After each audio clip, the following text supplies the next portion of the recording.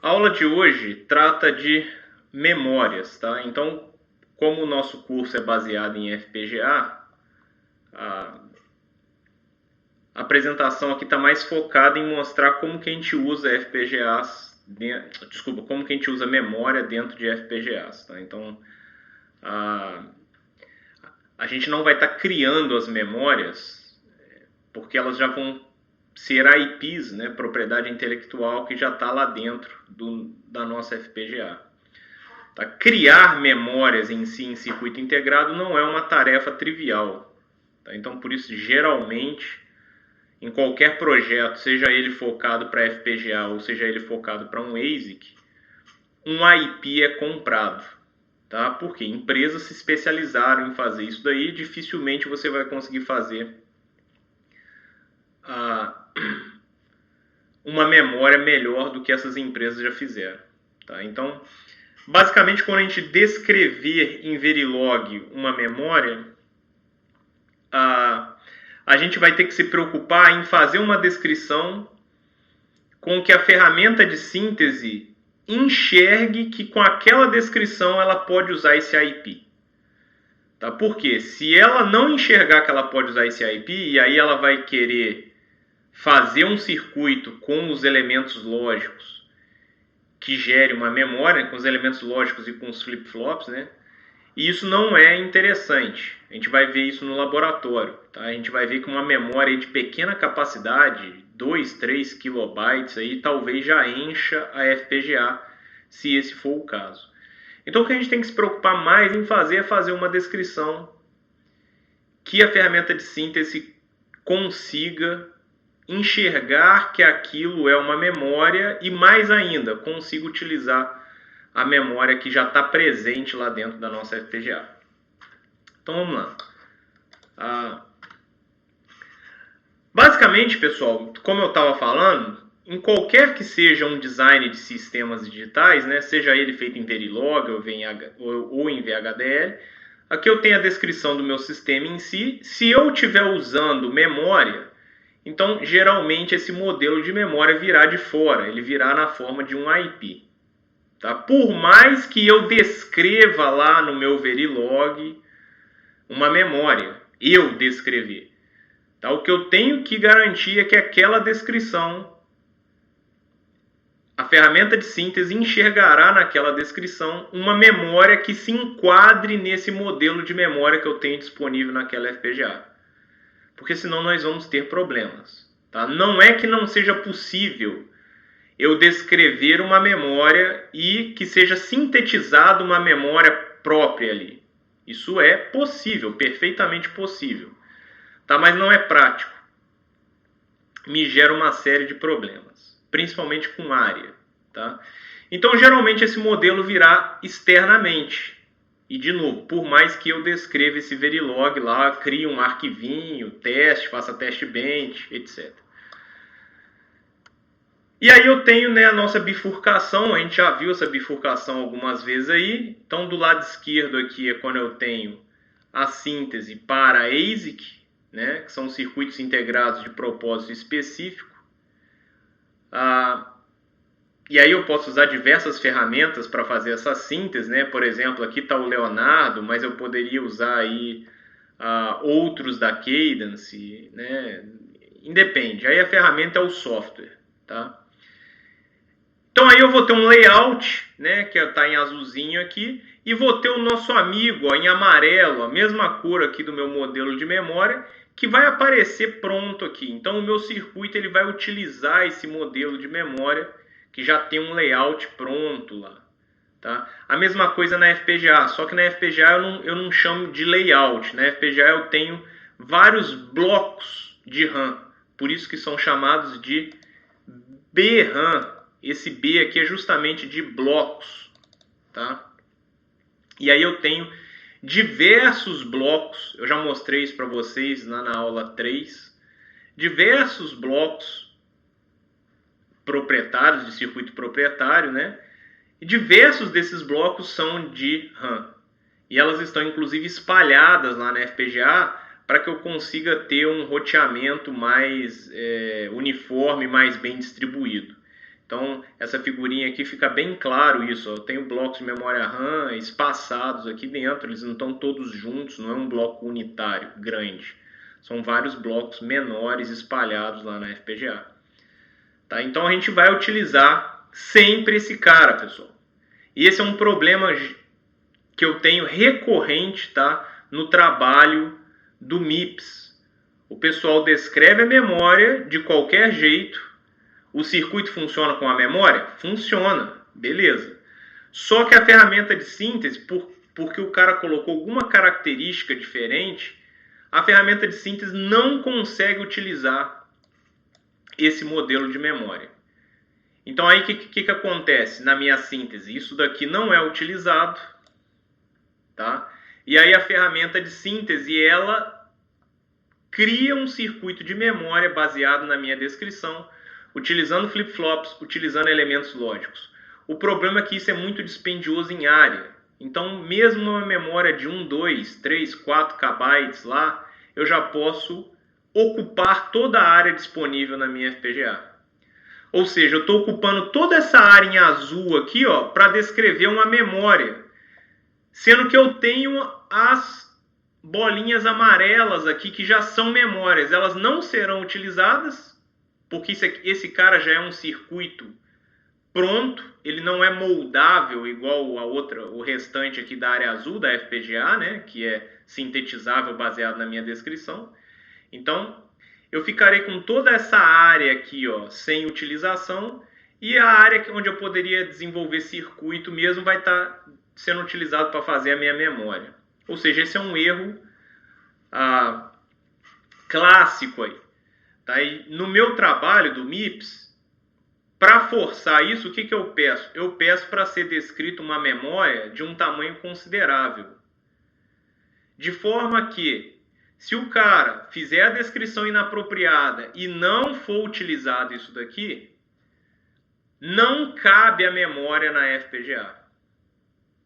Tá? Aí o que os caras fazem? Ah, professor, não está sintetizando. O que eu faço? Diminuo o tamanho da memória. Aí eu vou lá e corto a nota do trabalho. Tá? Por quê? Eu pedi uma memória de tamanho X. Se você me entregou uma memória de 5% de X, tá errado. Eu vou cortar a nota. Tá? E sendo que é perfeitamente possível fazer uma descrição de memória corretamente, isso que a gente vai discutir nessa aula hoje e no laboratório sexta, para que essa caixinha amarela seja utilizada. Tá? Esse é o importante. Além de outras coisas, né? Outras características de memória. Aí. Bom, então, basicamente, pessoal, uma memória, né? No caso aqui são memórias síncronas, tá? Porque eu tenho o clock aqui, ó. E aí eu estou mostrando leitura e escrita, tá? Então, em cima o write cycle, né? Embaixo, read cycle. E para memórias síncronas, isso daqui será dessa forma, tá? O que eu posso mudar é uma memória, o sinal de write é em 1, na outra o sinal de write é em 0, ou vice-versa. Ou chip select é em 1 ou em 0, esse tipo de coisa. Mas esses sinais, eles basicamente estarão sempre presentes. Então, eu tenho que ter o endereço, né, da memória, para eu saber aonde que eu vou escrever um dado, nesse caso aqui, né? E no caso da leitura, da onde que eu vou ler o dado. Vou deixar isso aqui para depois. Depois eu vou ter o read e write. A não ser que eu tenha uma memória ROM, né, que só faz leitura, eu posso ler ou eu posso escrever. Então aí eu vou ter um sinal de read ou write. Tá? Como aqui está falando que é um sinal, é um ciclo de escrita, então eu já consigo ver que o write é em 0. Essa parte aqui está com o sinal de write em 0. Tá? Então o nosso write é igual a 0 para eu fazer a escrita. O sinal de read, aqui ó, ciclo de leitura, o sinal de read está em 1. Então é um único pino, né? Porque eu tenho duas possibilidades. Um bit eu consigo resolver duas possibilidades. Então esse pino read e write, ele em 1 eu leio, ele em 0 eu escrevo. E aqui eu boto, né, um dado válido no meu barramento. A gente representa dessa forma assim, ó, como uma faixa, né, porque é um dado qualquer. Tá? Então, e aí, na hora que eu tiver uma borda de subida de clock, a operação de escrita será realizada. Tá? Então, pelos sinais de controle estarem aqui, ó, se eu fizer aqui uma reta aqui, ó. Então, os meus sinais de controle, né, eles estão chegando depois dessa borda de subida aqui, ó. Então, eu já sei que isso não foi válido aqui. Basicamente, isso vai ser válido aqui, onde todos os sinais estiverem estáveis. Então, vai pegar aqui o T2. Tá? E vai fazer a operação. A mesma coisa aqui para a leitura. Tá? Então, aqui eu tenho, no caso, o data output, porque é leitura. Né? Então, a memória vai jogar um dado no barramento. Ou aqui eu tenho um data input, onde a memória vai receber um dado do barramento. Tá? Esse barramento ele pode ser único para receber dados e para escrever dados, ou ele pode ser separado. Eu posso ter um barramento dedicado à escrita e um barramento dedicado à leitura. Tá? Isso vai definir, a gente já vai chegar nisso. Se a minha memória ela é single port, ou seja, ela tem uma porta única de dados, ou se é uma memória dual port, ela tem duas portas, né? Uma para entrada de dados e uma para saída de dados. Então, isso também são características que eu posso precisar no meu sistema. Então, lá quando vocês vierem fazer o trabalho do MIPS, para que o MIPS funcione, a gente vai precisar ter memórias dual port. Tá? A memória de dados nossa terá que ser dual port. Ou seja, ela vai ter que ser capaz de ler, né, de um barramento e escrever num outro barramento. Esses barramentos têm que ser dedicados e separados. Senão eu não consigo montar a arquitetura do MIPS. Tá? E aí, por último, eu deixei esse cara aqui, ó, o nosso amigo Memory Enable, que vai ser o assunto principal da aula que vem. A gente vai fazer decodificações de endereço. Tá? Então, basicamente, para que ele existe? Ele é um sinal de habilita ou desabilita a memória. Porque, geralmente, dispositivos de memória, eles estão ocupando faixas, né? Veja bem que está no plural mesmo. Geralmente estão ocupando faixas do meu barramento de endereço. Então, vamos supor que eu tenho um barramento de endereço de 16 bits, né? Então, tem lá 16 bits, né? Então, se eu fizer 2 elevado a 16, vai dar 65, né? 536. Então, eu tenho tudo isso de endereço disponível. Mas, geralmente, isso aqui é 64K, né? 64 kilobytes ou kilowords. Eu não defini ainda o tamanho da palavra. Mas, geralmente, não é utilizado tudo. Tá? Então, geralmente, sei lá, vou utilizar 10% de todos esses endereços. Tá? Então, é como se eu tivesse lá um bairro que tivesse 65.536 casas. Desculpa. Tivesse 65.536 terrenos. Mas, sei lá, eu só construí 5.000 casas. Tá? Então,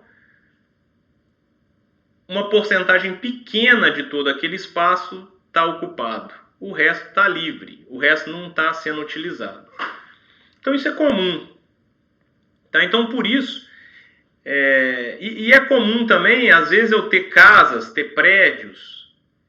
Então, eu preciso fazer o que a gente chama de decodificação de endereço, para saber exatamente que dispositivo que eu estou endereçando. Tá? Então, a gente vai fazer circuitos que vão fazer essa decodificação para a gente. E aí, basicamente, esse cara é o seguinte: se a memória está habilitada, eu posso ler ou eu posso escrever na memória. Se ela está desabilitada, eu não posso nem ler, nem escrever. Tá? E aí, principalmente, a operação de leitura, onde dados saem da memória, é que é influenciada por esse Memory Enable. A gente já vai chegar já, vai ter umas figuras que a gente vai ver isso melhor. Tá, mas basicamente, então, a operação da memória é dessa forma. Tá? É claro que nas FPGAs hoje a gente tem diversas formas de operar a memória. Eu preciso ver o que eu preciso e configurar a memória daquele jeito, né? Do jeito que me atender melhor. Mas essa daqui é uma operação básica, tá? Esses sinais estarão presentes. Então vamos lá. Vamos partir para algumas classificações aí. A primeira delas é com relação à porta de dados. E aí eu vou ter memórias dual port ou memórias single port, tá? Então olha lá, vamos fazer a parte de baixo aqui primeiro, ó. Eu tenho uma memória single port. Então olha só, percebam que a setinha tem setinha para os dois lados, né? Então eu posso sair dado da memória, né? E indo para o data bus. Isso daqui seria uma operação de leitura. Vou escrever um read aqui. Ou dado vindo do barramento de dados para a memória seria uma operação de escrita. Tá? Beleza? Mesma coisa aqui, ó. Mesma coisa, setinha também para os dois lados, então eu posso ter uma operação de leitura e uma operação de escrita. Mas percebam que as setinhas estão diferentes a cor aqui, ó. Por quê? Esse cara tem possibilidade de eu utilizar o chip select aí, ou muito também chamado de enable, tá? Chip select ou enable.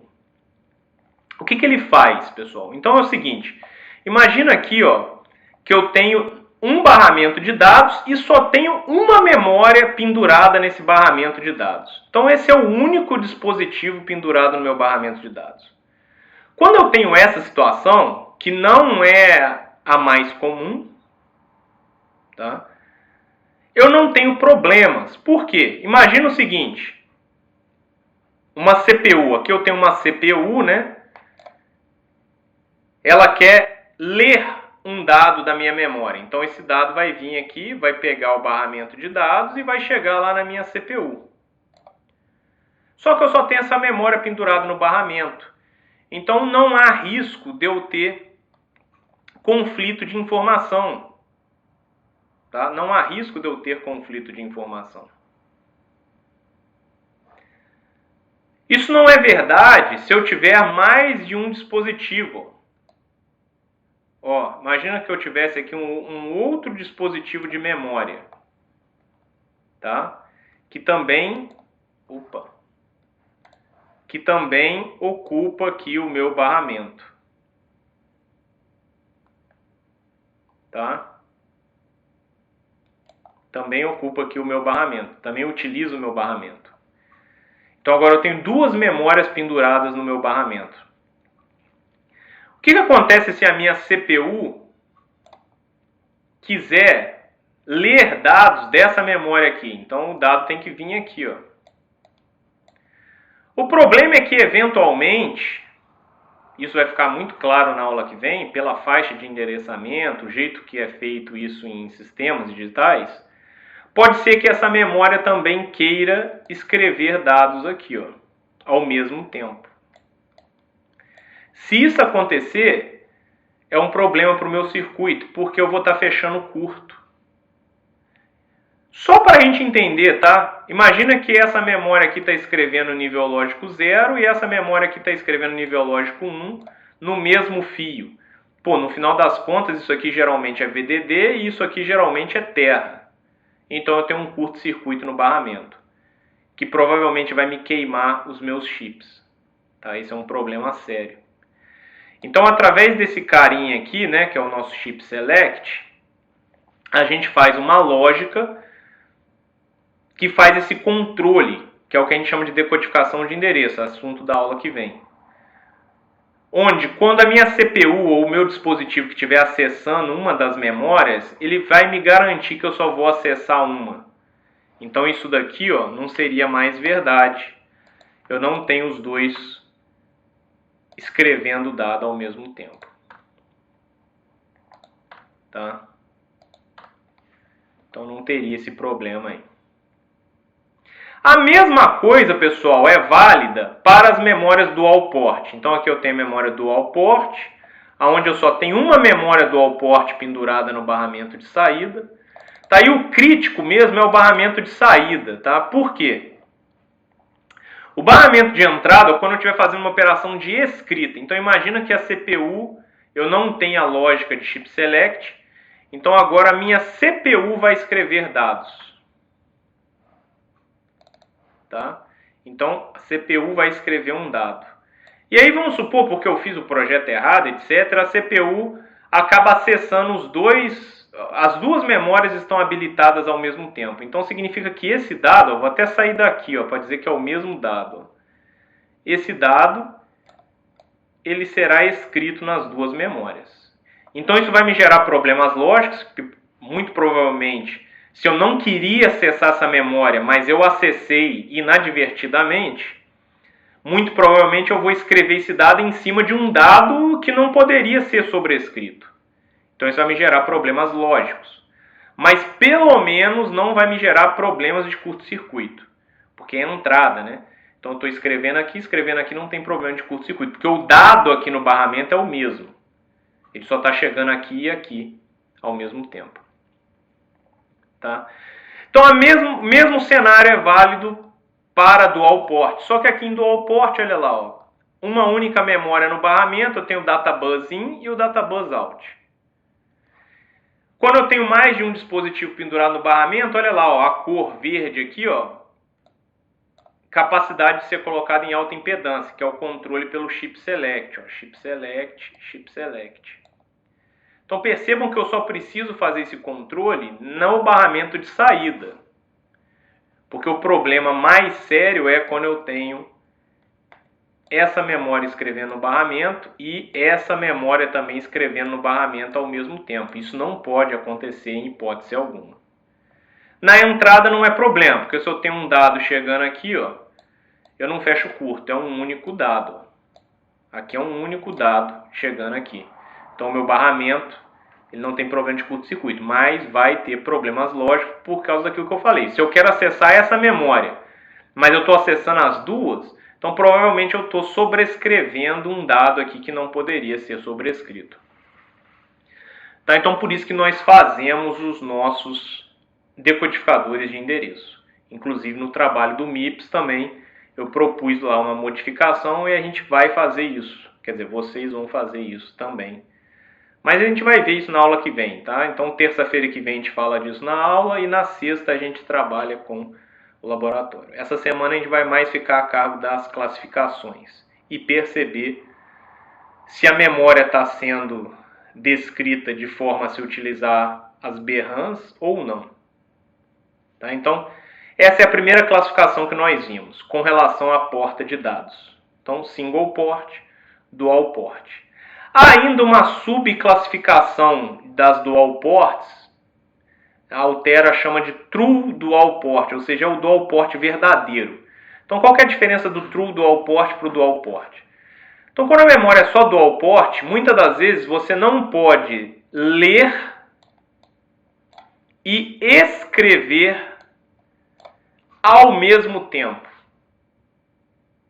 Tá? Quando a memória é dual port. Ah, professor, mas eu não tenho um barramento específico para leitura e um barramento específico para escrita? Tenho, mas mesmo assim, o circuito que implementa a memória não é capaz de fazer a leitura e a escrita ao mesmo tempo. Já as memórias True Dual Port, que são as memórias inclusive presentes aí na MAX 10, que é a FPGA que a gente está utilizando como base, elas são True Dual Port. Então eu consigo sim fazer leitura e escrita ao mesmo tempo. Desde que não seja na mesma posição de memória, tá? Então, por exemplo, sei lá, o endereço 0010, tá? Esse endereço aqui, qualquer endereço. Eu quero ler e escrever nesse endereço específico ao mesmo tempo, isso não pode. Mas se eu ler do endereço 10 e escrever no endereço 11, isso pode, ao mesmo tempo. Tá? Então essas são as classificações quanto à porta de dados. Então aqui eu tenho já descrições de memória, tá, pessoal, para vocês utilizarem como base. Mas percebam que é uma coisa extremamente simples, tá? Então, ó, basicamente, ó, isso daqui isso daqui está fazendo... Deixa eu alinhar aqui.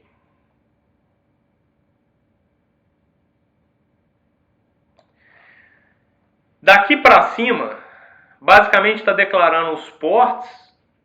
Então olha lá de novo nosso clock, nosso barramento de endereço, nosso dado, nosso chip select e nosso read write, tá? Que são as linhas que a gente viu lá. E está definindo a memória em si, que nada mais é do que uma matriz, tá? A memória em si ela é uma matriz, ó, aqui, ó. É essa linha aqui, ó, ela é uma matriz. Então a gente já viu como é que descreve vetor, né? Então vetor a gente descreveria só isso daqui, né? Que é o que a gente tem feito. Vetor, entre colchetes, a quantidade de linhas, né? E o nome da variável. Agora aqui eu estou fazendo uma memória, é uma matriz bidimensional. Então aparece de novo um outro vetor aqui. Tá? Aqui está usando um operador de deslocamento, é só porque eu quero ir, é a quantidade de linhas aqui. Então esse primeiro colchete é a quantidade de colunas e esse segundo colchete é a quantidade de linhas. Tá? Então por isso que eu estou fazendo aqui, ó, data width, ou seja, é o tamanho da palavra de dados que eu estou trabalhando. No caso aqui, ó, data width é 8. Então aqui na verdade eu estou trabalhando com bytes, 8 bits. E a quantidade de linhas, então eu peguei o address width, então o meu barramento de endereço ele tem 8 bits. Tá? Com 8 bits eu consigo endereçar quantas linhas? 256 linhas, porque 2 elevado a 8 é igual a 256. Tá? Então como é que eu escrevo isso, a quantidade de linhas? Aí eu faço de 0, 2 pontos, uma das formas, tá? É fazer o que eu fiz aqui, ó. O 1 deslocado, esse aqui é o operador de deslocamento para a esquerda. O 1 deslocado para a esquerda de 8 vezes, né, que é o address width, é a mesma coisa que multiplicar por 256. Então estou fazendo 1 multiplicado por 256. Menos 1. Por que menos 1? Porque eu comecei em 0. Se eu comecei em 0, eu tenho que terminar em 255, né? Isso daqui é de 0 até 255. Tá? Então, basicamente são os meus ports, essa parte aqui. Depois, a descrição da memória em si. Depois, isso daqui, que é só para inicializar a memória, pode ser que eu nem vá utilizar. Por exemplo, se eu for fazer uma memória RAM simples, eu não preciso inicializá-la com nada, né? Ela vai ser utilizada em tempo de execução do circuito para gravar e ler dados. Mas na FPGA eu posso já trabalhar com uma memória inicializada, ou seja, quando eu sintetizo, já vai ter dados presentes naquela memória, mesmo que ela seja uma memória BRAM. Então lembrar que memória RAM, ela é volátil, né? Se eu desligar o circuito, ela apaga o que tem lá dentro. Pô, professor, mas então como é que funciona se já em tempo de execução já consigo gravar dado lá dentro? Lembrar do bitstream. Então pelo JTAG foi gravado lá na memória flash da FPGA o bitstream. Então toda vez que eu inicializo a FPGA, que eu ligo a FPGA, tem uma espécie de um bootloader. Ele vai descarregar aquele bitstream nas minhas BRAMs que eu já tiver inicializado. Tá? Então aqui há uma diretiva para fazer isso, que é a read main byte, esse Bzinho aqui, ou também tem a read main H. Qual que é a diferença do read main byte para o read main H? Então aqui eu passo um arquivo, no read main byte eu passo um arquivo binário. Read main byte não, pessoal, desculpa, read main binary, tá? Eu passo um arquivo binário. Como eu estava trabalhando com 8 bits, o meu data width é 8 bits, basta eu passar 8 bits. Aqui está sendo passado 16, tá? Mas eu poderia passar 8. Ou a readmain H, onde esse dado aqui, em 8 bits, ao invés de escrever 0001, eu escreveria o quê? 01. Mais fácil, né? 01. Esse aqui, ó, 10, então eu escreveria o quê? 0, 2 em hexa. Então fica mais fácil aí de eu escrever. Então eu vou lá, abro o bloco de notas, escrevo, tá? Dou um nome para o arquivo e aí depois eu passo o caminho para ele aqui, ó. E passo aonde que ele vai, tá? Então esses dados vão para main. Main é a nossa memória em si, que está aqui, ó. E aí depois eu descrevo o comportamento em si. E aí aqui que mora o perigo, tá? De eu acabar descrevendo uma memória que não seja sintetizável em BRAM. Ou seja, aí o Quartz, ou a ferramenta de síntese que eu estiver utilizando, vai tentar descrever um circuito que funciona de acordo com esse comportamento. Tá? Isso não é legal. Tá? Pessoal, talvez vocês não estejam conseguindo enxergar bem aí o que está no Google Meets, tá? Porque ele diminui bastante a resolução. Mas no vídeo vai estar bom, porque no vídeo eu estou gravando em alta definição. Tá? Então qualquer coisa aí, tentem acompanhar a apresentação junto. Deixem aí o Google Meet, mas tentem acompanhar a apresentação juntos. Com a apresentação aberta aí também. Tá, então aqui eu tenho duas descrições diferentes, tá? Até aqui é basicamente igual, embora essa memória aqui é uma memória assíncrona, então não tem clock aqui, ó. Não tem clock, aqui tinha clock, ó. O clock aqui não tem. Tá, então já de antemão, tá? A gente não consegue descrever memórias assíncronas na Max10. Tá? Ela não vai utilizar BRAM se eu fizer isso. Então, se eu fizer essa descrição aqui, ó, na Max10, não rola. Tá? Na Max10, o Quartz vai sintetizar um circuito. Não vai utilizar BRAM. Então, na Max10, isso aqui não rola. Tá? Isso que a gente vai ver no Lab. A gente vai fazer algumas descrições, vai ver as descrições que está utilizando a BRAM e as que não estão utilizando a BRAM. Bom, depois aqui agora eu já tenho duas descrições síncronas, tá? Então eu tenho o clock aqui. Opa. Tenho o clock aqui também. Tá? Percebam que aqui eu tenho always no pós-edge clock aqui também. Então são memórias síncronas. E são memórias dual port, então eu tenho uma porta de dados de leitura e uma de escrita independentes. Então por isso que eu tenho aqui, ó, data in e data out. Aqui eu já não tinha, ó. Aqui eu só tinha data, ó, data e data. Então eram memórias single port.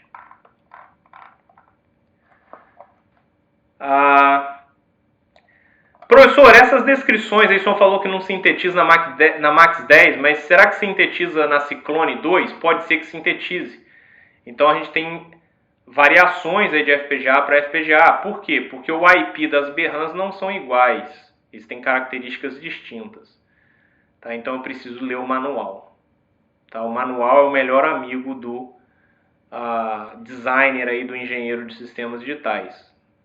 Tá? Principalmente se ele estiver utilizando FPGA. Lembrar que a FPGA já é uma coisa que está pronta lá. Então, basicamente, a gente vai moldar a FPGA para receber o nosso circuito. Mas muitas das coisas eu preciso saber a característica intrínseca da FPGA para que eu utilize corretamente. Tá? Então, aqui de novo, ó, mesma coisa. Ó, crio um reg bidimensional para ser a minha memória. Mesmo esquema lá do deslocar para a esquerda. Tá? Aqui também, ó, é igual. Tá? Aqui são as descrições dos ports, né, e dos parâmetros que eu parametrizei aí as memórias. Aqui mesma coisa. Depois eu passo um arquivo de memória para inicialização, se eu quiser, tá? Se eu não quiser eu não passo. Então mesma coisa. E aí aqui sim, ó, eu faço a minha descrição de comportamento.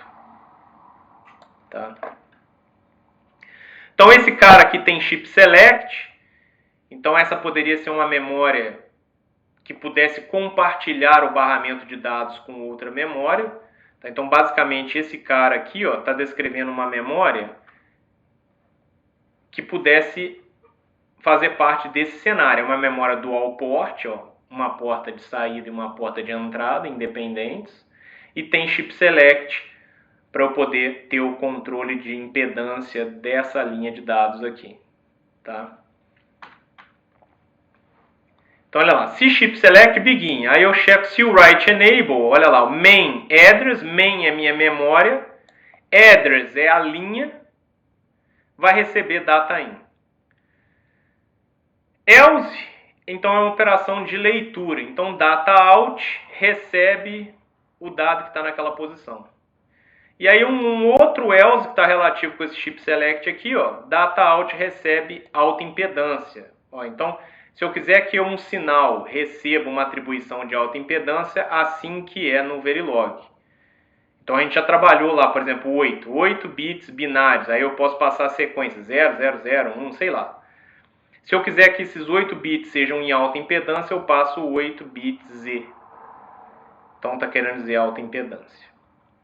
Ou a mesma memória, mas agora sem o chip select. Então aqui não tem o chip select, aqui tem. Tá? Então agora aqui não tem o teste do chip select. Então basicamente essas duas linhas aqui são só essas duas linhas aqui. Tá? Então essa memória aqui, pessoal, ela sintetiza na Max10, tá? Sem problema nenhum. Essa daqui a gente já precisa ter um pouco mais de cuidado, tá? Com essa parte do alta impedância aqui. Tá? Se eu precisar mesmo da alta impedância, pessoal, eu estiver trabalhando com FPGA, tá? Para eu ter uma segurança maior de que a ferramenta de síntese enxergará a minha memória como um IP de memória RAM, é interessante que eu não jogue isso aqui para dentro da descrição da memória, ou seja, eu não jogue esse chip select aqui para dentro. É melhor que eu faça a memória, um bloco de memória, igual esse aqui, faço essa descrição aqui da direita. E aí depois eu faço aqui um controlador de alta impedância, porque aqui eu teria o meu barramento, tá? Aqui eu teria o meu chip select. Opa.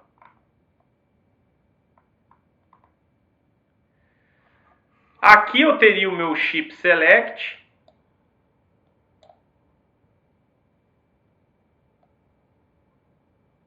Nossa, fica muito pesado quando dá zoom aqui. Aqui eu teria o meu chip select. Aqui o meu barramento de saída da memória seria conectado. Só que antes dele ser conectado ao barramento de dados mesmo, ele passaria por esse circuito, que só faria isso daqui, do chip select. Se chip select, ele deixa o que está aqui passar para cá. Então, se chip select, ele deixa o que está aqui na entrada passar para o que está na saída. Se não, a saída fica em alta impedância. Então, basicamente, é esse if aqui, com esse else. Tá? E aí eu deixo a memória sem colocar penduricalhos, vamos dizer assim, na minha descrição. Tá? Então eu deixo o módulo da memória específico para memória. Tá? Então com isso daí eu tenho uma garantia maior de que realmente eu vou conseguir sintetizar BRAM. Então essa daqui é a descrição mais simples possível de uma memória dual port. Então ela sintetiza BRAM, por isso até que eu coloquei aqui BRAM no nome. Essa daqui vai na BRAM. Então lá dentro da FPGA, pessoal, né, a gente tem lá, por exemplo, aqui são os Logical Elements, né, essas célulazinhas aqui, onde vai os nossos circuitos lógicos, por exemplo. E aí depois perceba, tem uma coluna de BRAMs, cada quadradinho desse aqui é uma BRAM. É assim na nossa Max10, a gente já viu isso lá na aula 3. Então, eventualmente, né, dependendo do modelo da FPGA, eu vou ter uma outra coluna aqui para o meio, que é uma coluna de BRAMs também. Tá? Para eu conseguir fazer esse layout mais distribuído. Né, com os CLBs, né, que são os Common Logical Blocks, que na Altera a gente chama aí de Logical Elements. Então aqui está da memória, né, o IP de memória BRAM em algumas FPGAs, tá aqui a Virtex 2, né, Spartan, isso aqui nem é da Altera, isso aqui é da Xilinx, e aqui a Cyclone 2. Tá? A Cyclone 2 é uma FPGA mais antiga que a gente costumava usar no curso, agora a gente está usando a Max 10. Mas é muito similar, ó. Aqui eu tenho a bloco de memória em si, aí eu tenho flip-flops D, então eu consigo trabalhar com essa memória síncrona para o dado de entrada, e um flip-flop na saída que eu consigo trabalhar com essa memória síncrona para o dado de saída. Mas percebam que aqui eu também posso, né, tem um MUX aqui, ó, eu posso fazer então a seleção disso ou disso. Então eu consigo aí fazer a memória ser síncrona ou não. Lembrando que isso aqui é uma Cyclone 2, não é a Max 10, tá? A Max 10 é um pouco diferente, tá? Mas eu também, por mais que a gente esteja utilizando a Max 10 como base, eu não estou forçando a barra. O curso não é focado em Max 10, tá? Então eu não estou aqui interessado em que a gente saiba todos os meandros aí da Max 10. Por quê, professor? Porque eu vou trabalhar com uma FPGA X, Y ou Z no mercado. Então o que eu tenho que acostumar é o seguinte, eu tenho que ler o manual e ver as características. Tá? Então, aí nós temos essas coisas, tá? Para a Max 10, nós temos aí uma série de possibilidades de operação. Então, olha lá, uma BRAM da Max 10, ela aceita uma descrição single port. A gente viu o que seria, né? Entrada e saída de dados no mesmo barramento, ela aceita isso. Ela aceita o simple dual port. Eu tenho uma porta de entrada e uma porta de saída independentes, mas elas não funcionam ao mesmo tempo. Eu tenho a true dual port, que aí eu tenho uma porta de entrada e de saída, funcionam ao mesmo tempo. É claro que não funcionam, funcionam ao mesmo tempo se eu não estiver lendo e escrevendo da mesma posição de memória. Aí não. Tá? Isso tudo está escrito aqui. Depois eu tenho single port ROM. Então uma memória ROM não faz sentido ela ter entrada de dados, né? Uma memória ROM seria apenas uma memória de leitura. Mas não confundam, pessoal. Apesar daqui estar escrito ROM, ainda vai ser implementada numa memória RAM, porque a BRAM, o bloco já está lá, ele é uma BRAM. Só que se eu quiser que ele funcione como uma memória ROM, ele funciona. Inclusive no MIPS, a gente vai ter a memória de programa. A memória de programa ela vai funcionar como uma memória ROM, onde eu só faço leituras. O programa já vai ter sido inicializado na memória na hora que a gente faz a síntese, e aí a arquitetura só vai lendo lá as instruções. Então é uma memória single port ROM. Tá? E aí lá no MIPS também a gente vai ter uma memória de dados. Essa vai precisar ser true dual port. Mais o que? Então aqui já tem 4. Nós temos mais 2 modos aí. Na verdade mais 3 modos dessa memória, né? Então eu tenho a dual port ROM. Não faz muito sentido, né? Porque numa ROM, para que eu vou escrever numa ROM, né? Em tese eu não poderia. Mas, de novo, como eu falei, é tudo BRAM. É só o comportamento. Então, aqui significa uma RAM inicializada, assim como foram os exemplos que eu dei anteriormente. Eu também posso fazer Shift Register. Então, ele já tem um hardware dedicado para fazer esse deslocamento, né? Trabalhar como um Shift Register.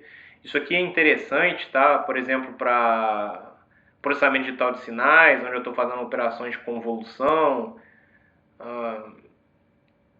Seria interessante. Ah, professor, mas eu não posso fazer o meu próprio circuito de Shift Register? Pode. Só que se você estiver deixando as memórias sem utilização, poxa, você está gastando uma área que você poderia estar utilizando lá, já uma área já dedicada para isso. E que com certeza vai ter um desempenho melhor do que o seu circuito sintetizado. E uma outra utilização é para filas. A gente vai ver isso daqui, é um dos últimos assuntos do curso. Quando a gente estiver trabalhando com circuitos que operam em mais de um clock. Então a gente vai ver que muitas das vezes a gente precisa de estruturas para ressincronizar o sinal. Uma dessas estruturas é fila. né? A fila intrinsecamente ressincroniza. Só imaginar lá o caixa do supermercado. Um caixa consegue atender 2 pessoas por minuto.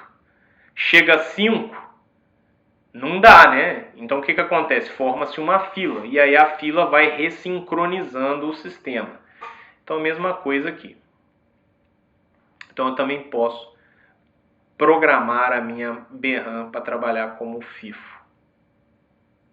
Ou seja, como fila, né? First in, first out. Estrutura de fila. Primeiro que entra é o primeiro a sair. A não ser que você comece a adotar prioridades, igual a gente tem aqui, né? Às vezes você foi o primeiro a entrar, mas você tem 20 anos. Chegou um idoso, ele tem preferência. Então ele, na verdade, vai ser o primeiro a sair, porque ele vai passar na sua frente. Tá? Mas aqui a gente não está considerando isso. Beleza, pessoal? Então a nossa BRAM da Max 10, ela consegue operar nesses 7 modos aí. Tá? Professor, como que eu descrevo isso em Verilog? Muito difícil. Tá? Eu acertar bonitinho para ser sintetizado. Então pessoal, eu particularmente, quando eu estou trabalhando com uma memória desse tipo aqui, por exemplo, ó, True Dual Port BRAM, que geralmente é o que eu preciso. Tá? Beleza, eu descrevo em Verilog. É claro que eu vou conferir se a ferramenta de síntese sintetizou isso em BRAM. Tá? Mas se eu quiser um modo de operação mais específico, o que eu faço? Eu vou pela própria IDE do Quartz e aí eu vou pelo IP Generator. Tá? Então, só para a gente ver aqui rapidinho, a gente acho que já comentou do IP Generator. Desculpa, o IP Catalog que chama. Então, olha só, se eu criasse um projeto aqui, ó, um projeto Verilog qualquer, né? Se eu vier aqui em Tools IP Catalog, ele vai mostrar uma janela ali do lado direito. Então aqui, ó, eu consigo criar uma série de blocos de circuito através da IDE. Não confundir isso daqui com o templates, tá? Então aqui eu tenho templates, ó, que são trechos de código. Então, por exemplo, professor, esqueci como é que descreve o case. Eu posso vir aqui, ó, sequential statements, sei lá, tem o case aqui, ó. Então é assim que eu descrevo o case. Não é isso que eu estou falando, tá? Porque aqui a ferramenta de síntese, ela vai entender isso aqui como um case e vai gerar um circuito para um case. O IP Catalog é diferente. O IP Catalog, em geral, ele lida com circuitos que já estão prontos na FPGA. Embora eu também possa ter soft IPs, tá? Por exemplo, aqui no caso da Altera, a gente tem um processador, que é o NIOS. Esse processador é um soft IP. O que é isso, professor? Eu não tenho um circuito dedicado para ele, mas eu posso vir configurar, etc. E a ferramenta de síntese vai gerar um circuito para ele. A maior parte aqui não, a maior parte aqui são circuitos dedicados. Então, olha lá, memory e controladores de interface. Tá? Então, eu posso vir aqui, ó, posso vir e olhar minha memória. Então, eu tenho diversos tipos de memória aqui, ó. Tá? Então, inclusive memórias mais avançadas, SDRAM, etc. Então eu posso gerar aí uma série de coisas, pessoal. A gente vai trabalhar com esse cara aqui só para vocês terem uma ideia do que é o IP Catalog quando a gente for falar de PLL. Tá? Isso vai estar lá na frente no curso. Tá? E aí a gente vai falar de PLL. Mas de qualquer forma eu tenho aqui. Então só para vocês verem, quer ver aqui, ó, um chip memory, ó, que são as memórias mais simples. Olha lá, FIFO, RAM 1 port, RAM 2 ports, ROM 1 port, RAM 2 ports e o Shift Register. 1, 2, 3, 4, 5, 6. Ficou faltando aí o que lá do nosso slide? Ficou faltando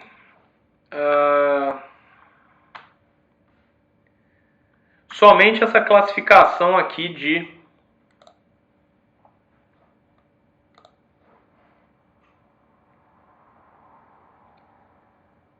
do True Dual Port, né? É que na verdade o True Dual Port ele engloba o Simple Dual Port. Então, é a mesma coisa, basicamente, né? Se eu tenho um que pode fazer muito, o pouco está englobado ali dentro também. Então, só para vocês verem, ó, se eu entrar aqui, ó, RAM Dual Port. Então, aí eu vou dar um nome para o meu circuito, tá? Vou querer a descrição dele em Verilog. Um nome para o circuito aqui, sei lá. Tá? E aí eu começaria a fazer o design através da IDE, apenas clicando, eu não vou fazer nada em Verilog.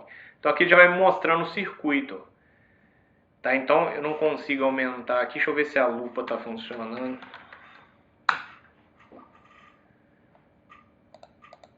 Tá funcionando hoje.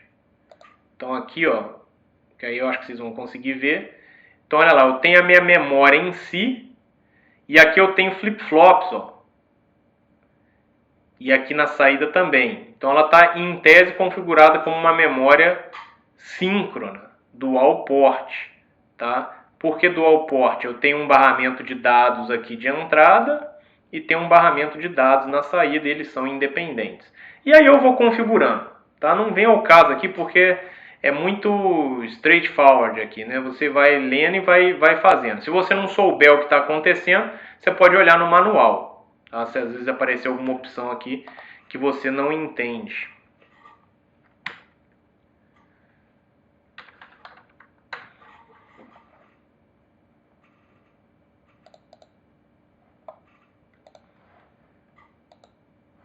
Então essa talvez seja a melhor opção se eu quiser trabalhar com opções mais elaboradas da memória. Tá? No trabalho de vocês, pessoal, eu não faço objeções de usar o IP Catalog ou descrever do jeito que está aqui. Tá? Vocês podem fazer do jeito que lhes convier.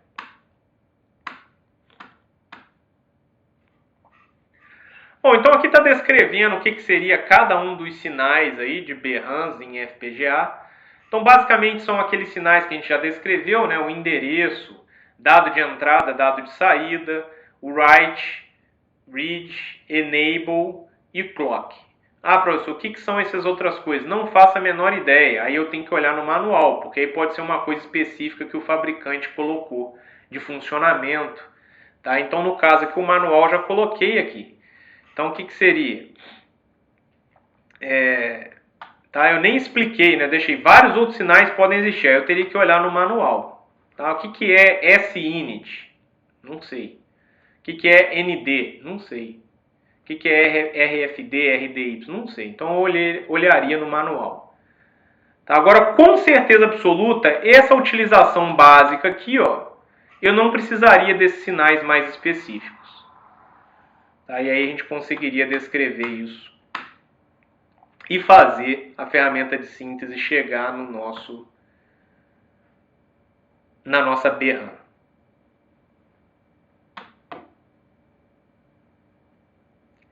Beleza, pessoal?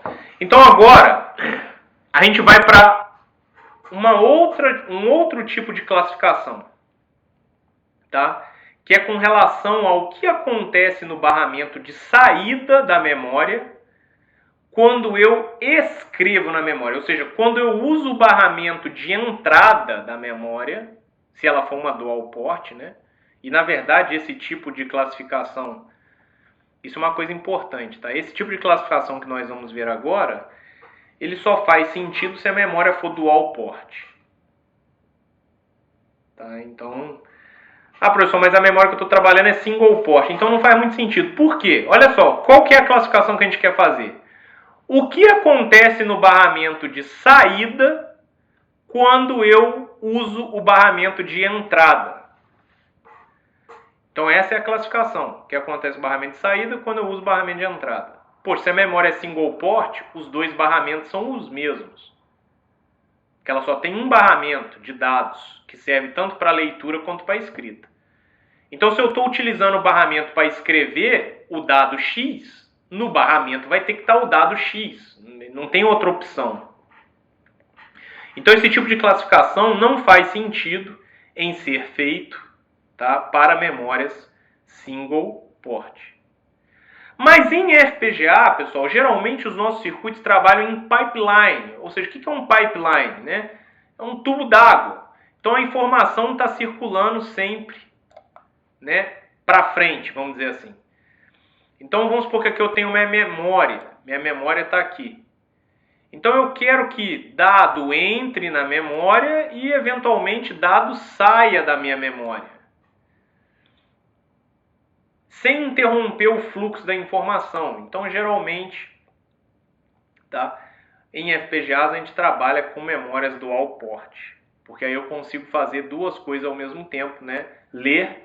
Escrever aqui, né, e ler. Então essa classificação é importante, inclusive para a gente saber se aquele tipo de memória pode ou não ser acoplado ao meu sistema. Então esse slide aqui é igual a um dos primeiros slides lá, né? Mas agora a gente colocou mais detalhes. Mas olha lá, o Clock, o Write Enable, a DIN é a entrada de dados, tá? O barramento de dados de entrada.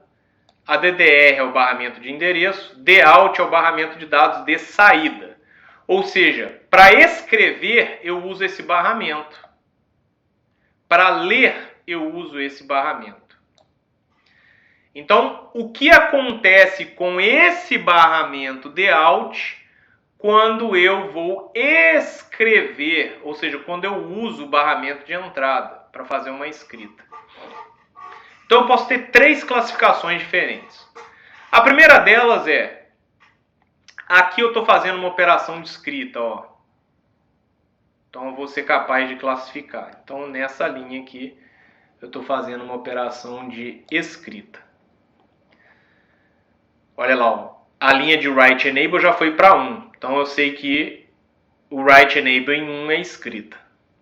Tá? Perceba que esse cara já está disponível antes do clock, né? Lembrado que a gente viu na semana passada a temporização. Eu não posso mudar as entradas sem respeitar o constraint do setup time. Então, por isso que o Write Enable já está estável antes da borda de subida. O meu dado de entrada também já está estável antes da borda de subida. Tá? Aqui eu só não coloquei o chip select. Ah, não, até tem. Tem o enable aqui também. O enable também já está em 1, ou seja, eu já estou habilitando essa memória. Tanto para leitura quanto para escrita. Ela está disponível.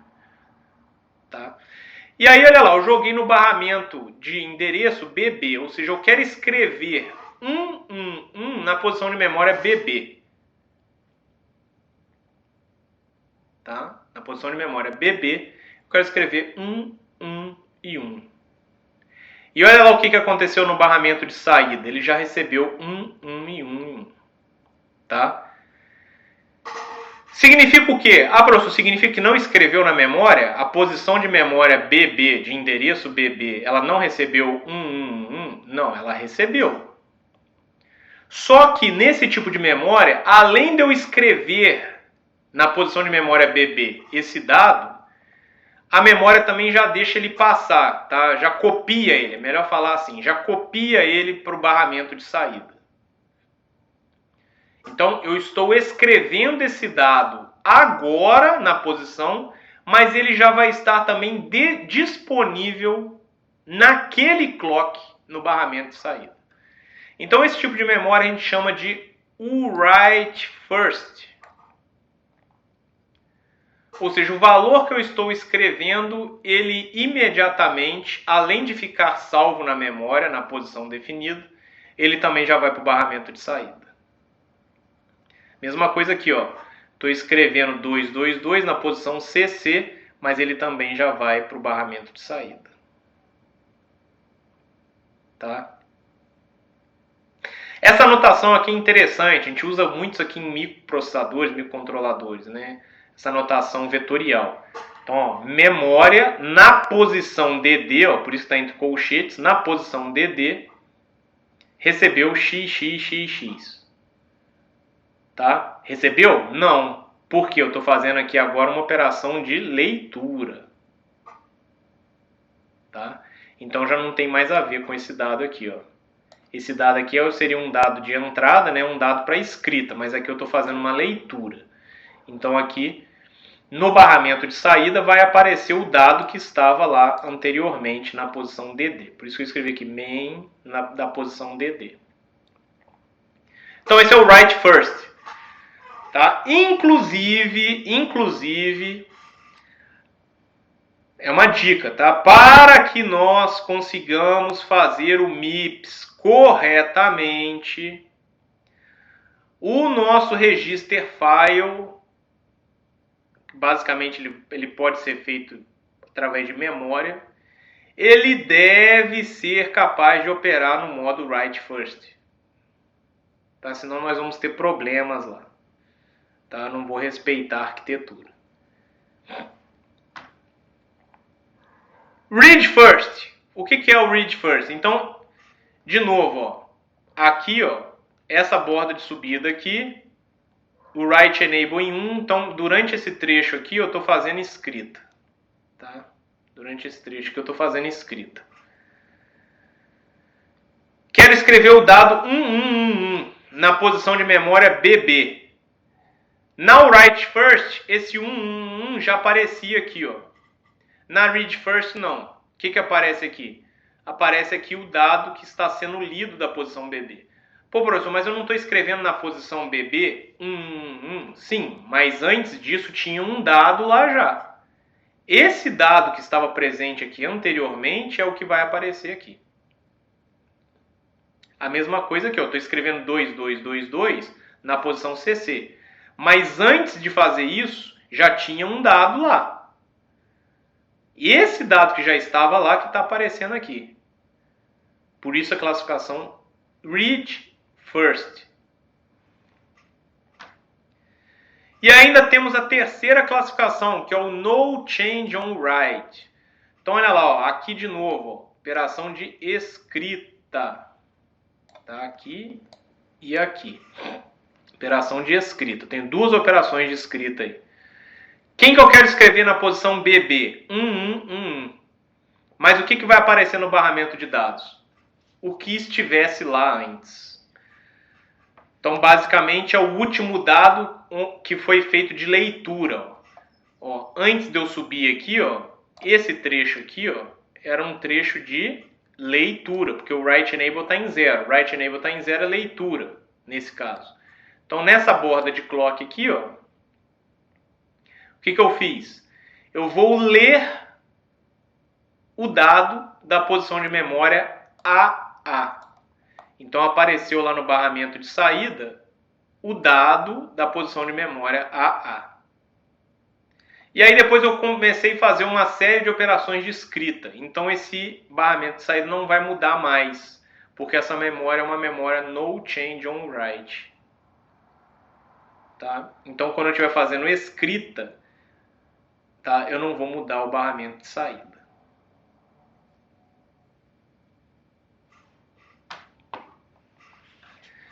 Isso vale também para banco de registradores, tá? Essas descrições aí. Então, basicamente, aqui eu estou descrevendo um banco de registradores. Em FPGA, não faz muito sentido eu trabalhar com banco de registradores, pessoal. Banco de registradores faz muito sentido de trabalhar em ASIC. Por quê? Porque aí eu faço um circuito dedicado para ele, otimizado, que vai estar muito próximo da halo. Geralmente ele está do lado da halo, então geralmente o roteamento é menor, etc. Então eu tenho menos atraso, mais velocidade. Tá? Em FPGA é comum fazer isso? Não, em FPGA geralmente é preferível trabalhar com memória. Então o nosso MIPS, que é o segundo trabalho, o trabalho final, ele vai ter um banco de registradores. Tá? Se vocês quiserem definir esse banco de registradores igual está aqui, tudo bem. Se vocês quiserem trabalhar com um true dual port, uma memória true dual port, tudo bem. Eu não vou me opor a isso.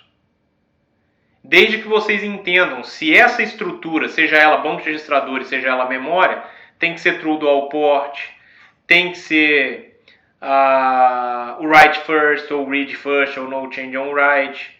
Tá? Vocês vão ter que fazer aquilo encaixar na arquitetura. O que eu vou ser rigoroso é, se eu pedir um banco de registradores de 16 registros ou de 32 registros, eu quero ver 16 ou 32. Eu não quero ver 60, eu não quero ver 5. Tá? Então, esse tipo de coisa. Tá, então basicamente esse código aqui, depois vocês podem olhar, um código bastante simples, tá? Então aqui eu ainda defini as regiões aqui, ó, pessoal, isso aqui não dá para digitar no quartzo assim, tá? Foi só para caber no slide. É claro que reg 0, reg 1, reg 2 e reg 3 estão em linhas distintas, tá? O reg 3 está aparecendo aqui na frente do reg 1, reg 0 só por questão de espaço, tá? Cada um seria numa linha distinta. Então aqui eu estou definindo as escritas. É um banco de registradores de 4 registradores, reg 0 até reg 3, onde a escrita é sensível ao clock. Ó, desculpa, eu marquei aqui no lugar errado, tá? A escrita é sensível ao clock. Todos eles. Então a escrita é síncrona. Eu já posso dizer isso, porque eu só estou falando que isso aqui é escrita. Ah lá, eu estou fazendo atribuições. Ó. Reg 3 recebe data in dentro de um bloco always sensível ao clock. Então, escrita é síncrona. E o bloco de leitura, isso para cada um deles. Cada um é igual, só que aqui eu escrevo no reg 0, no reg 1, no reg 2 ou no reg 3. E a leitura? A leitura não é síncrona, ó, não tem clock aqui na lista de sensibilidade. Então a leitura, nesse caso, eu descrevi de forma assíncrona. Ah, professor, é assim em todo banco de registradores? Não, pessoal. Tá? Vai depender da sua arquitetura. Vai depender se eu quero no change on write, write first, read first. Vai depender da característica que eu quiser. Tá? Então aqui basta que eu tenha um endereço no barramento de endereço, que o meu barramento de dados de saída receberá alguma coisa. Ou seja, receberá o registro correspondente àquele endereço. Se o endereço for 0, recebe 0. Se o endereço for 1, recebe o reg 1. Se o endereço for 2, recebe o reg 2. Se o endereço for 3, né, que eu botei default aqui, recebe o reg 3. Tá? Então, é uma descrição bem tranquila aí. Escrita síncrona, leitura assíncrona. Daqui já dá para a gente perceber, então, se ele vai ser o write first, read first ou no change on write. Tá? Então, olha lá. Basta que eu coloque um endereço no barramento de endereço que data out já segue reg 0. Ou seja, estou fazendo uma leitura. Então, data out já está recebendo aí uma leitura. Então, o nosso registro ele é do tipo aqui, ó, read first. Tá? Esse slide que eu pulei aqui é só a síntese RTL, tá? Não quer dizer que na FPGA ficaria assim esse registro, tá?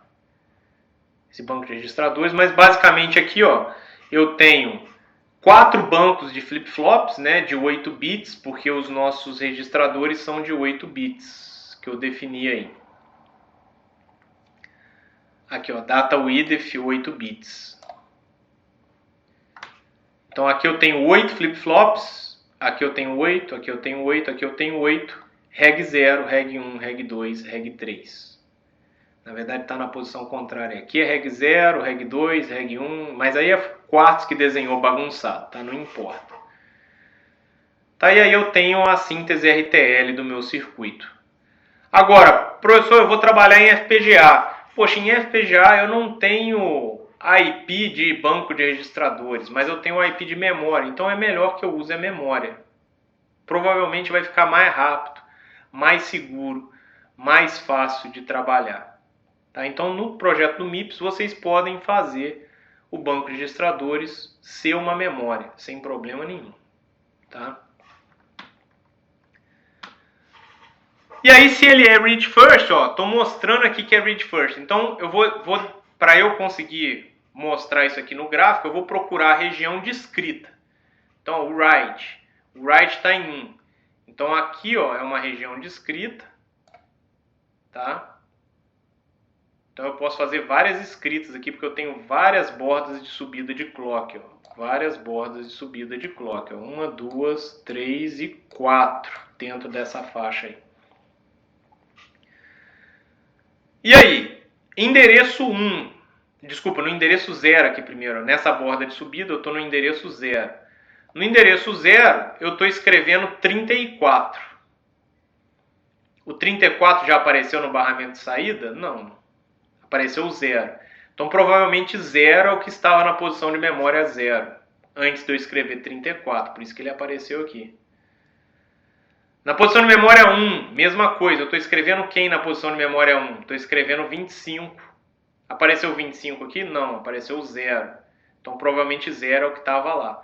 Ah, professor, mas então como é que você sabe que 0 é o que estava lá ou que não mudou e aí é no change on write? Porque olha o que estava antes no barramento, ó, indefinido. Indefinido. Isso daqui no quartos, no Model Sim Altera, é aquela linha no meio vermelha. Tá? É uma linha vermelha. Significa indefinido. Tá? Então aqui fica bem claro o read first no nosso banco de registradores. Aqui só está mostrando, né, que não há dependência do clock na leitura, né? Então na hora que eu faço uma leitura, ó, nosso write aqui está em 0, então é tudo leitura. Ó. Então todo esse espaço aqui é leitura, tá? Tudo aí é leitura. E aí eu tenho o quê? Então no endereço 1, se eu joguei o endereço 1, já vai vir no meu barramento de saída o que estava no endereço 1. Então o que estava no endereço 1 aqui, eu tenho certeza que é o 25. Tá? E assim sucessivamente. Percebam que não há dependência do clock. O sinal está não está sincronizado com a borda de subida. Né? A borda de subida nem está aparecendo aqui. Ó. Ela está já depois. Ó. Por quê? Porque eu descrevi nesse caso, né, sem dependência do clock, ou seja, assíncrono.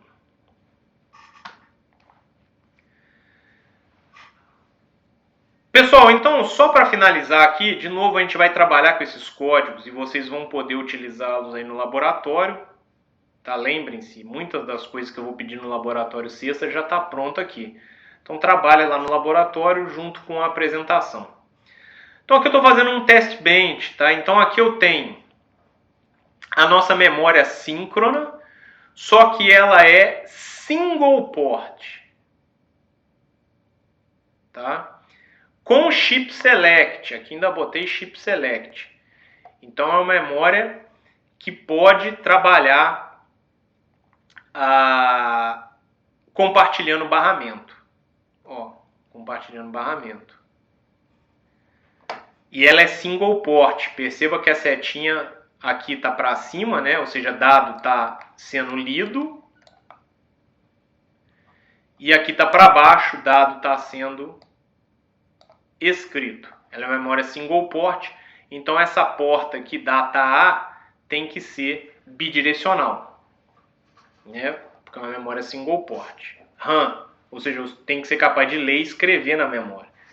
Então ela é bidirecional.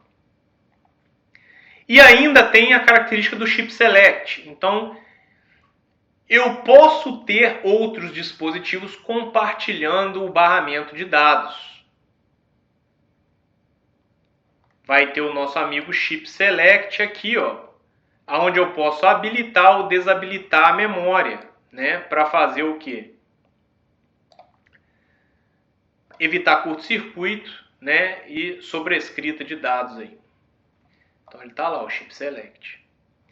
E olha só como que eu fiz o test bench. Então para vocês já ficarem espertos lá para o laboratório. O test bench ele está funcionando como se fosse, sei lá, um processador, tá? Então, professor, eu quero testar para ver se a minha memória, se eu consigo escrever corretamente na memória. Então se eu consigo escrever corretamente na memória, o que eu vou fazer? Olha, o meu test bench, ele vai enviar um dado através do data bus que vai chegar na minha memória.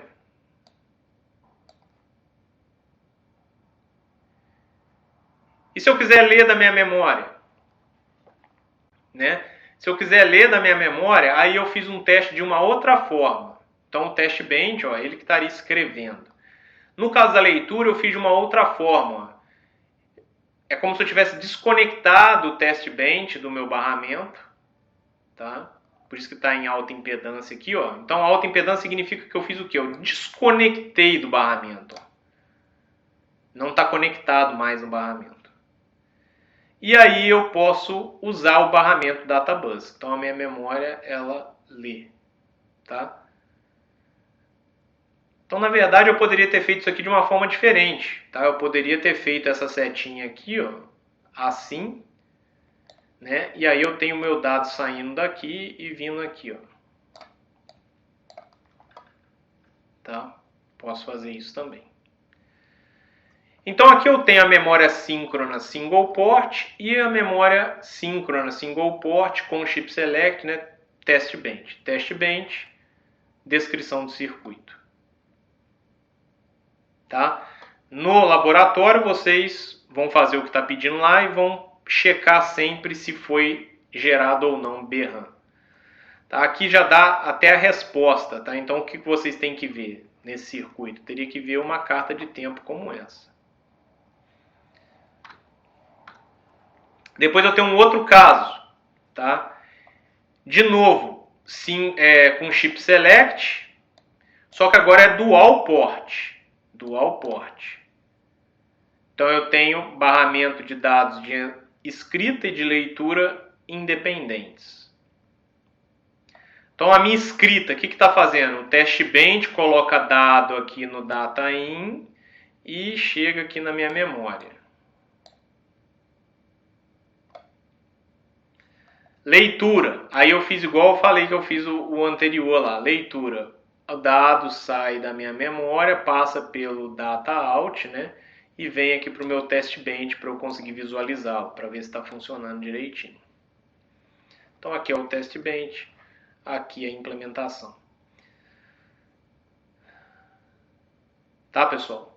Então a minha memória aqui, ó, address width é 8, 2 elevado a 8, 256. Eu tenho 256 posições de memória, tá? Mas eu não testei todas essas 256, senão ia ficar uma carta de tempo muito extensa. Então, basicamente, o que eu fiz foi, primeiro, eu escrevi, ó, aqui, ó, linha de escrita, ó. Eu escrevi, tá, do 1 até o 8. E depois eu leio. E aí eu vejo se eu realmente consegui escrever. Então, primeiro eu estou fazendo escritas. Por quê? Eu não inicializei a memória. Apesar de estar escrito aqui initial read main byte, tá? Eu não inicializei a memória. Esquece isso daqui, ó. Eu não inicializei a memória. Então, quando eu estou escrevendo, eu não sei o que está aparecendo lá no dado. Por isso está indefinido. Está indefinido. Tá? E aí depois eu começo a fazer o quê? Depois eu começo a fazer a leitura dos dados. Beleza? Então é uma forma bem tranquila aí de trabalhar. Tá? Agora, esse cara aqui a gente não vai fazer no laboratório. Então aí eu deixo como uma atividade que eu aconselho vocês a fazerem para vocês entenderem como é que o negócio está acontecendo aí. Isso aqui não vai valer como presença, nada, né? A gente já definiu o que vai ser as presenças, o que vão ser as notas, está lá no site. Mas, para vocês aprenderem, tá? O que eu estou propondo aqui? Desenvolver uma BRAM e um circuito. Então agora esse cara não é um test bench, esse cara é um circuito e uma BRAM. Então um sisteminha, ó. Opa, esse cara aqui virou um sisteminha. Isso aqui é um sisteminha. Um módulo BRAM, um módulo circuito. Esse circuito vai fazer o quê? Mudar o conteúdo de todos os dados de 8 bits da BRAM, que tem 256 posições, para 91 em hexadecimal. Então isso daqui não é para fazer pelo readme binary ou pelo readme H, né, que é o readme em hexadecimal. Não é para já sintetizar inicializado, não. É para em tempo de execução. Coloquei clock no meu sistema, o que ele vai fazer? Vai liberar aqui o write em 1, né? Se eu puser o write em 1, vai disponibilizar lá o endereço 0, vai disponibilizar que data? 91. Aí ele incrementa o endereço 1, que data? 91. E assim sucessivamente. E aí ele vai escrever nas 256 posições da minha BRAM esse dado. Tá? E aí podem simular no quartzo. Percebam que não há interfaces, não há inputs nem outputs na minha caixa. Ela é uma caixa cega aqui, ó, uma caixa sem interface. Então, utilizem lá o init signal spy para monitorar os sinais internos. Então, aí basicamente eu monitoro isso, monitoro isso, monitoro isso.